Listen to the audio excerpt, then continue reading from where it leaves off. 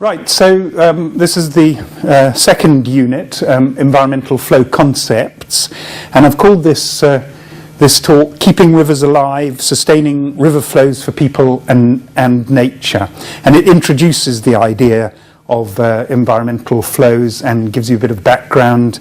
Talks briefly about the kinds of methods that are used, but I'll go into those in more detail in further lectures. Okay, so I'm going to talk a little bit about rivers and their catchments, balancing resource use with protection, which is what environmental flows are about, and environmental flows for rivers. And I look on environmental flows for rivers as the carrying capacity or the speed limit for the river. And the carrying capacity means how much can you use it without unacceptably degrading or changing the river.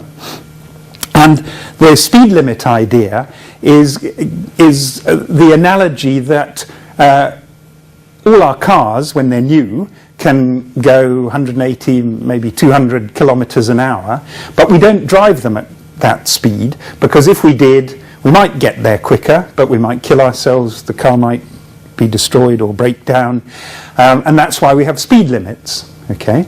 Not for economic reasons or anything like that, but to protect ourselves as a resource.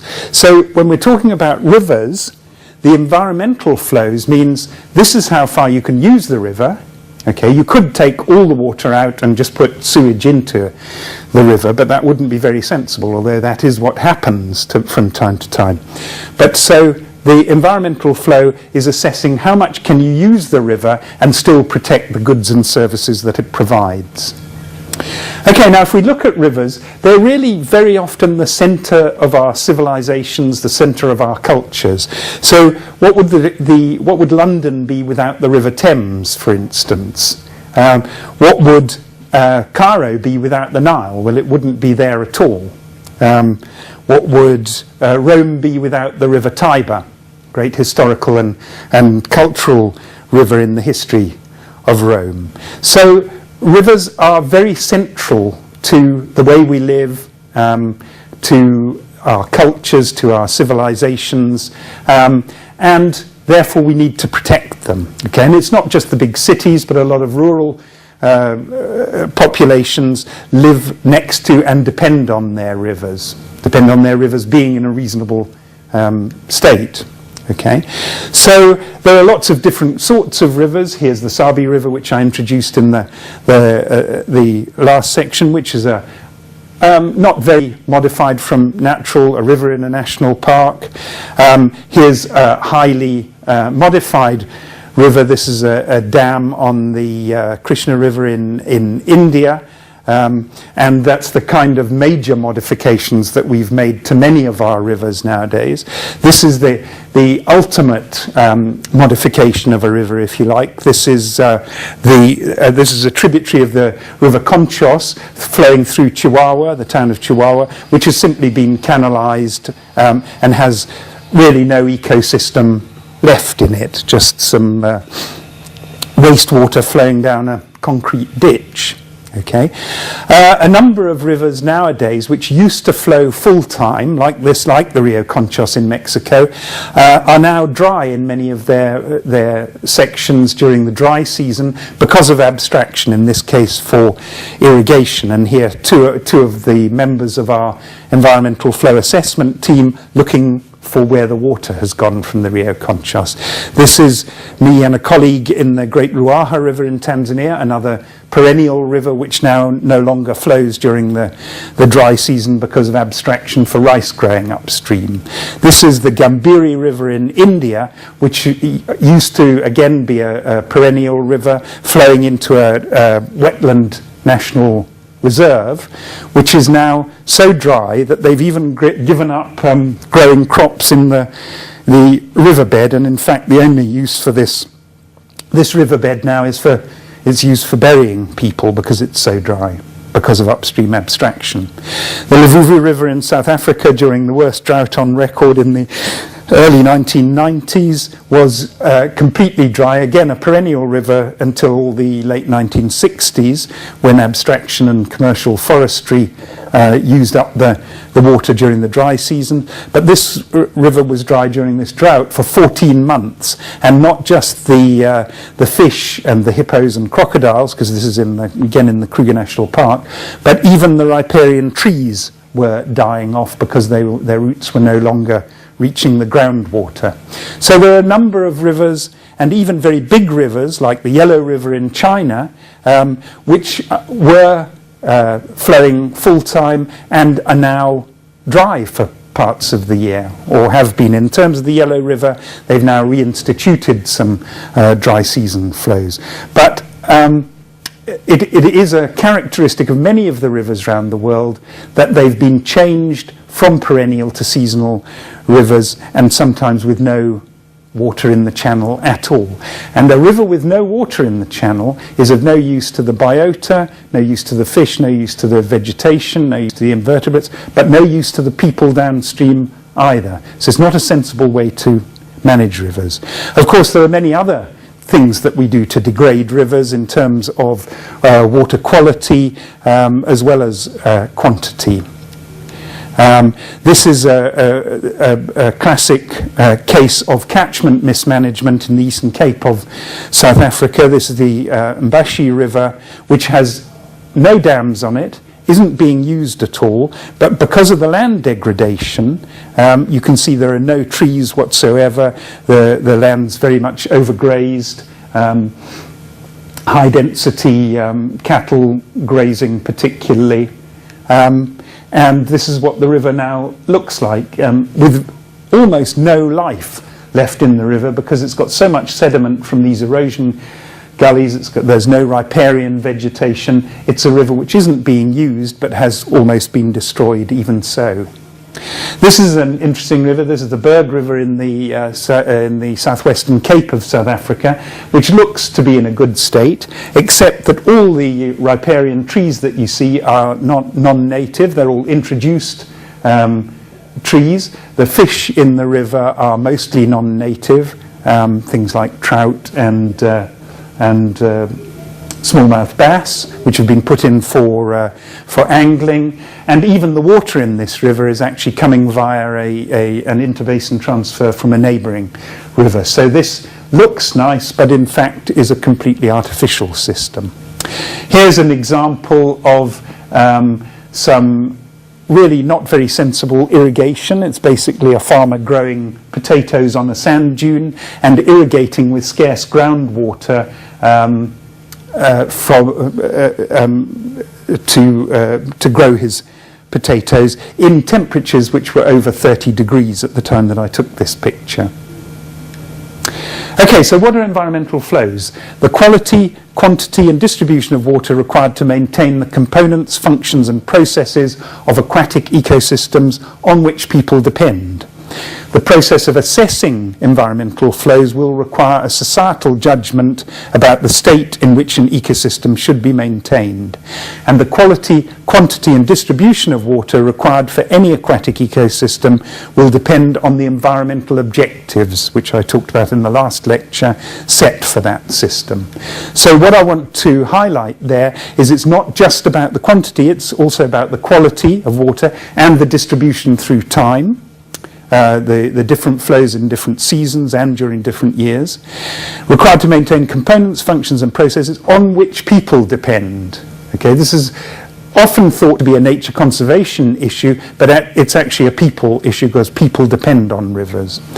And it's partly a scientific process, the assessment of the flows necessary to achieve particular objectives, but the objectives need a societal judgment. They need the stakeholders to decide what state do they want this river to be in, what do they want to get out of the river. And so those environmental objectives have to be set in order to know what the flow regime should be to meet them.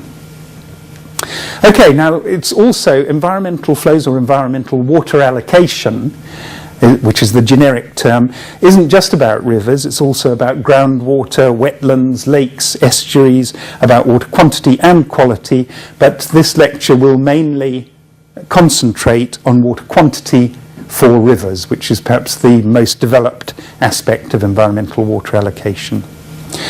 Okay, now if we look at what happens when you take water out of a river, so this is the percentage of flow abstracted along the x-axis from naught along this end to 100% on the other end, total removal of all water from the river, and then the percentage of economic gain or environmental degradation as you take more and more water out of the river. And what you can see there is that there aren't, as far as we can measure, very identifiable thresholds. Okay, there's a gradual increase in environmental degradation, and the rate of degradation increases the more water you take out, and there's a gradual decrease in the increased economic gain that you get as you take more and more water out, because when you start taking water out of a river, it's very easy. You can just lead it off by gravity.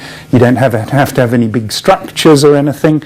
But as you take more and more water out, you need storage structures, pumping, and so on. It becomes much more expensive, and the economic gains are less and less relative. Okay, so if you look at the first 30%, let's say, 30% being a fairly arbitrary figure, you've got very low environmental costs usually and large economic gains. But when you start taking the last bit of water out of the river, again, the last 30% for argument's sake, the rate of environmental degradation increases exponentially for very small economic gains. So in terms of environmental flows, you would normally, depending on the objectives for the river, not want to be in that last 30%. You're only going to be in that first 30% for rivers which have a high protected status and aren't being used very much. So normally the environmental flows would probably sit somewhere between those two red lines. Okay, so water resource use and protection, and this is the balance that we're trying to achieve with environmental flows. We're not saying that rivers mustn't be used, they must be used, people depend on them, but the level to which they're used depends on how much they need to be protected. So water resource protection assures long-term or sustainable resource use, but generally resource use reduces ecosystem health. So resource use has to be balanced with resource protection. And I want to talk a little bit about how you do that. Okay, one of the overarching issues that is being developed really worldwide is water resource classification. And I'll give two examples here. This is the one from South Africa, where they have 4 general classes: natural, good, fair, and poor, where natural is for fully protected rivers, good is for rivers to be kept in a good or only slightly modified state. Fair would be what we call workhorse rivers, rivers which are going to be used quite extensively for irrigation, for industry, maybe urban rivers and so on. And rivers in a poor state are reckoned to be unsustainable, unacceptable, and need rehabilitation to at least a fair state. So that's one example. Another example would be from the EU Water Framework Directive. They have a classification system quite similar, okay, where they have 5 classes: high, good, moderate, poor, and bad state, where high is totally undisturbed, good means slight alterations from the natural state, moderate is moderate, poor is major alterations, and a bad state is with severe alterations. And under the EU Water Framework Directive, the only acceptable classes are high and good.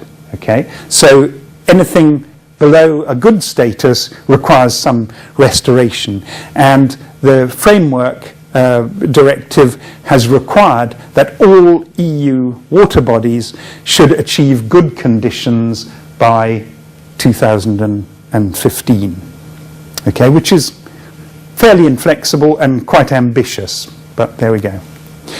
Okay, so if we break down the process of environmental flows into a number of fairly simple questions, they're simple questions, the answers aren't usually very simple at all, but we can actually characterize the general process in terms of a number of questions. Okay, so first of all, what was the system like? And this we refer to as the reference conditions. Okay, and that is not what you're aiming for necessarily, but that gives you a baseline to then look at what's it like now, the present ecological state, or how much has it been changed from the reference conditions. And from that, you can decide what condition would we like it to be in. And there you use the classification and objective setting. And those objectives, as I've said, would need to be set by quite a large community of stakeholders. Okay. What flows and water quality are then necessary to make or keep it as we would like it to be? And that's the assessment of the ecological water allocation or environmental flows. And that is a fairly scientific process which we'll talk about later in the course. How important is it to achieve the environmental objectives? That's something we call the ecological importance and sensitivity, which will vary from river to river depending on what it's being used for. Are there protected areas that depend on the river? Are there downstream communities, even marine ecosystems and estuaries that depend on the flows coming into them? Okay, how much will it cost if the environmental objectives are not met? And this is perhaps the area which we're least good at the moment. The environmental cost benefit analysis is not very well developed and doesn't, in my opinion, work very well at the moment. Needs quite a lot more work on it. How can the required flows be provided? The implementation of the environmental flows, which are going to depend either on having some kind of storage so that you can manage the flows, dams, interbasin transfers, or demand management where you can limit the amount of water that people are taking out and the kind of water quality that's maintained. And crucially, how will we know whether the objectives are being achieved? Very important, the monitoring. Without monitoring, we don't know what state the river's in, we don't know whether we're achieving objectives, and so on. Okay, so those are the basic steps in an environmental water allocation or environmental flows. So how do you go about assessing the water quantity necessary for a river? And I'll just go through this briefly now and then maybe in more detail in further lectures. Okay, first thing, there are lots of different sorts of rivers, and even different sections of different rivers are very different. This would be a steep, cascading bedrock mountain stream flowing through forest, very different from this kind of foothill river where you've got the macro channel demarcated by the riparian vegetation, and then within the macro channel you've got a sinuous active channel, this during the low season, flowing through that macro channel, which would fill up during the wet season or during floods. But much more sediment deposition, much lower gradient, much less canopy, and so on. Okay, and then you've got a deeply incised river such as this one in a river valley without really much of a floodplain, a result of tectonic uplift and the river then cutting down through the mountain to make its valley.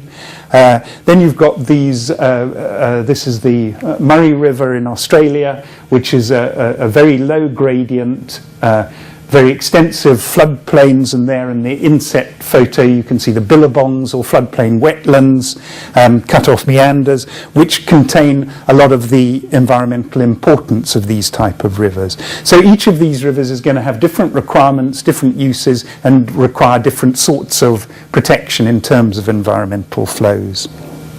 Okay, and then even the same river at different times is going to look very different. This was a very large flood in the Umfolozi River in 1984, caused by a cyclone which dropped about 700 millimetres in the of rainfall in the upper catchment in a few hours, and this railway bridge disappeared quite soon after this picture was taken. Here's a naturally seasonal river, again in the Kruger National Park, which consists of isolated pools during the dry season and then flows during the wet season. And you don't want, as I pointed out with the Great Fish River in the previous lecture, to make a seasonal river into a perennial river, any more than you should be making perennial rivers into seasonal rivers. Okay, and here's the satellite imagery of the Mississippi River in the top part of the picture during one of its periodic, very major floods during the 1990s, and then during the normal in-channel flows in the bottom part of the picture, just again illustrating the huge temporal differences in conditions in a lot of these rivers. This is again the Fish River, which, as I pointed out in the first lecture, is a river with too much water in it, a river which used to stop flowing, but now, because of an interbasin transfer for irrigation, is now flows full-time. This is the Sand River, which, as I pointed out in the last lecture, with a lot of sediment and not enough flow to move that sediment through it, so it's a very choked up channel now, with the reeds consolidating the sediment. Okay, so we've got a number of different types of environmental flow assessment methodologies, and what I've done is I've listed them more or less from the least complicated, quickest methods to the most complicated, most expensive and most time requirement methods, and I'll talk about them in a lot more detail in a future lecture. But for the moment, you've got the hydrology-based or lookup table approaches, where you're just using the hydrology and assuming that some kind of mimicry of a natural hydrological process will maintain the habitats and therefore the biodiversity of the river. You've got an extrapolation approach, where you can use the example or the examples of more detailed assessments which have been done on a number of rivers. For instance, there's such a method in South Africa, to correlate for different types of rivers, different types of hydrology, what the flow requirements have been for analogous rivers that have been assessed in detail. Hydraulic rating methodologies, where you're now using some sort of field work to do surveyed cross sections across the river, which provide the relationship between depth, velocities, river width and so on at different flows, and again you can aim to maintain from that the types of habitats which are probably important. Habitat simulation methodologies, I've got a bit of an example, I've talked a little bit about it before, require multiple cross sections to model the hydraulic conditions over a section of river and to match that up with the habitat requirements of target or indicator species. And then holistic methodologies, which tend to use a large number of specialists, 8 or 10 specialists in hydrology, hydraulics, different aspects of ecology, water quality, and the socio-economic and cultural aspects that are important in the river, and those specialists get together and provide a consensus view, usually after quite considerable amount of field work, so that would be quite a complex methodology. The see what happens method is not really a very official method, but has been used and is quite sensible where there is a structure such as a dam that can be manipulated and where you're clear about what the requirements are. So for instance, in an example in the United Kingdom, where they wanted salmon to come back up the river, the dam operator simply let out a flow from the dam, and then the ecologists monitored whether the salmon were coming up the river. If they weren't coming up the river, the dam operator let more water down until the salmon did start to come back up the river. So there, you don't really have an assessment methodology, you have a try it out and see if it works. Empirical sort of methodology. And then what I've called the upside down approach, which is where the burden of proof is actually on the person who wants to develop the river, who wants to take the water out of the river, to show that they're not unacceptably impairing the condition of the river. And that has been tried in Connecticut in the United States, where an initial court case required the developer to show that he wasn't impairing the public trust, but it was overturned in the High Court. But if we think about it, that's where we should be aiming to, where instead of the river having to make a case for its own flows, we should be in line with all the other environmental impact assessment methods, where it's the developer who has the burden of showing that he's not unacceptably degrading the resource that's being used. But as I say, we'll go into more detail of those first 5 types of methodology in a further lecture. Okay, we've looked in the previous lecture at this use of PHABSIM, the model which uses multiple cross-sections to characterize a length of river. The PHABSIM hydraulic part of the model models conditions in each cell of the river, extrapolated from the transects, and then matches those up to the requirements of the indicator species.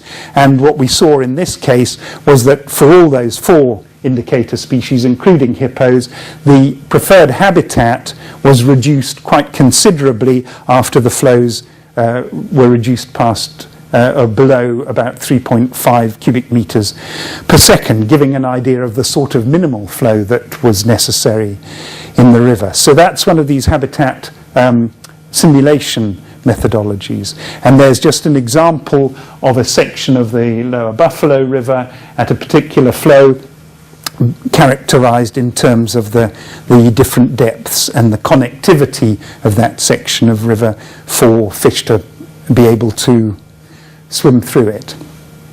But all these methods, all the methods which require field work, are basically trying to convert ecological, social, cultural, but mainly ecological information on things like habitat types, ecological processes for indicator species, and they're trying to turn those into hydrology in terms of flows in cubic meters per second, which the managers and the engineers need to be able to know how to manage the river. And the link there is, as I've pointed out, the hydraulics in terms particularly of velocity, depth, substrate type, but also river width and so on, where that can turn the description of a habitat in terms of those issues can then be converted to flows in cubic meters per second. And that's really a common link between the ecology and the hydrology via the hydraulics for almost all the main methods of environmental flow allocation. So those environmental flows are going to be very different for different rivers and for different parts of rivers. For instance, here we have a hypothetical river flowing through a conservation area where you're going to want considerable amounts of the flow in terms of dry season based flows, wet season based flows in red, and intermittent higher flow and flood events to mimic all the natural conditions to provide the mosaic of habitats in time and space required to maintain the biodiversity. By contrast, if you've got a river flowing through an urban area, you might simply want enough flow to maintain reasonable water quality, some recreational fishing habitat, and to make it look nice flowing through parks to provide a bit of a recreational corridor. So you might need much lower base flows and not so many higher flow events, and you've therefore got a lot more of the water that can be taken out and used for industrial or irrigation or domestic use. So the difference between the red line, the environmental flows, and the green line, the natural flows, would be the amount of water available for consumptive use. Again, if we look at, say, a spring-fed river with a less variable flow, then you're going to be concentrating much more on the base flows and much less on the isolated peaks, compared to a temporary river with no flow during the dry season and a rather flashier flood regime, where you're going to be certainly not trying to introduce any base flow where there wasn't any naturally, and concentrating maybe on the higher flow or flood events, which are the main drivers for the system. So different flows for different types of rivers. And crucially, the involvement of stakeholders is very important, especially for setting the objectives for the river, but also for getting buy-in, getting people to understand what environmental flows are about, and getting them to put their support behind maintaining their rivers in a state which is going to provide the priority uses and conditions that they need from the river. So if we look at any sort of typical river, then the people we need really cover the whole spectrum in order to maintain a river, to provide the environmental flows. So we need engineers, hydrologists, geomorphologists, the people who sort out or who can predict what's going to happen to the channel shape and the sediment transport down the river, water chemists for the water quality, hydraulics engineers to provide the modelling to link the ecology to the hydrology. We need sociologists and economists to try and characterise the costs and benefits of the different states of the river. We need different sorts of ecologists, vegetation, invertebrate, fish, even algae and microbiology, to be able to characterise the biodiversity and the ecological processes in the river. We need legislators and managers to provide a policy framework within which the various specialists can work, and crucially the different types of stakeholders. So environmental flows is a genuinely multidisciplinary, cross-disciplinary undertaking, and requires a lot of knowledge from a lot of different disciplines to make it work properly. Now, the other issue that I just want to touch briefly on is that when environmental flows was first developed or thought of, it was very much thought of as a hydroecological or eco-hydrological process where we just needed to match up the ecology with the hydrology. And then the early methods, like in the mid-1970s, when environmental flows were really being thought about and methodologies developed, were really concentrating simply on the ecology and hydrology. What we realised was the link provided by the hydraulics, the importance of the sediment transport in the long-term shaping of the river, and that the water quality was a very important issue. And what we also realised that we needed to take into account social aspects and human well-being. But this was initially really a bit of an add-on rather than a central part of the process. But what we soon realised is that you can have the best science in the world, the best understanding of the processes and the ecology and the hydrology and so on in the river, but if you don't get the people on board, it's not going to work. So then there was a realization that the social aspects, the human well-being, stakeholder participation, and economic analysis is really an overarching framework for the scientific work of assessing and implementing the flows, and also that you can't look at environmental flows in isolation. You need to look at it in terms of the overall management of the water resources of any particular catchment, and best in an integrated water resource management framework. So those, I would suggest, would be that would be the sort of conceptual framework that we need to operate environmental flows in nowadays. And then what we also need to realise is that this doesn't happen overnight. It requires a lot of time and effort and education and capacity building to get people on board, to get the policy framework, and to get the implementation going. So this was the mid-1980s, surveying the Sabi River to start to do some work on environmental flows, which took until 1998 when the new South African Water Act was developed, and within that Water Act the reserve was developed, consisting of the needs for basic human use of water for washing and drinking and so on, and the ecological reserve, which relates to the water required to protect the aquatic ecosystems of the water resource, in the words of the 1998 Act. And that was, as far as I know, the first time that environmental flows were included specifically in legislation. And nowadays, most countries around the world are now including that kind of environmental requirement in their new policy and legislation. But it took over a decade to get to that act, and it's taken quite a long time. So last year I stood on the new Berg River Dam releasing an environmental flow,